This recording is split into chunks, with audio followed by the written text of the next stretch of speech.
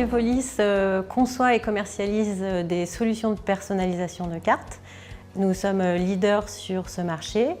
Notre siège social, qui est aussi notre site de production, est situé à Beaucouzé, à côté d'Angers. Mais nous avons 9 sites dans le monde pour près de 400 collaborateurs et un réseau de 3000 partenaires. C'est une question que Evolis se pose depuis déjà un certain temps, à savoir comment réduire l'impact environnemental de notre activité.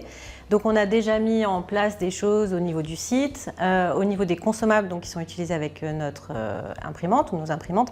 Mais là, l'objectif avec EcoProduire, c'est d'aller plus loin et d'élargir cette démarche à l'ensemble de nos produits et sur l'ensemble de la chaîne de valeur. Et ce qui nous a séduit dans l'accompagnement, c'est que c'est vraiment une démarche de compromis dans le sens où il est important de prendre en compte la faisabilité technique, les impacts potentiels de prix, mais aussi les retours du marché et les attentes des clients. Alors les ACV, c'est quelque chose qu'on connaît chez Evolis, puisqu'on en fait depuis quelques années maintenant, systématiquement sous-traité. Là, l'idée, c'était plutôt, avec cette formation, de gagner en autonomie là-dessus. On a réalisé une ACV donc, sur la Primacy 2, qui est notre imprimante cœur de gamme.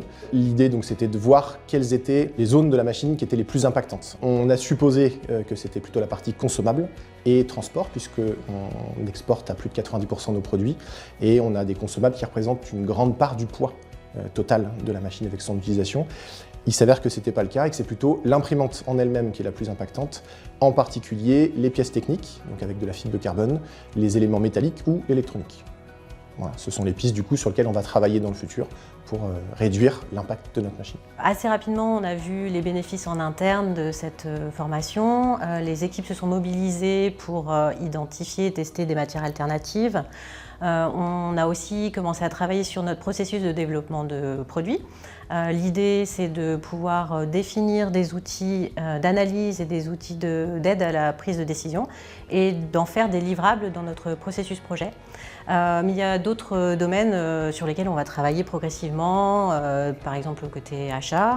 Mais on peut dire qu'en fait, l'éco-conception, aujourd'hui, c'est vraiment que le début pour Evolis.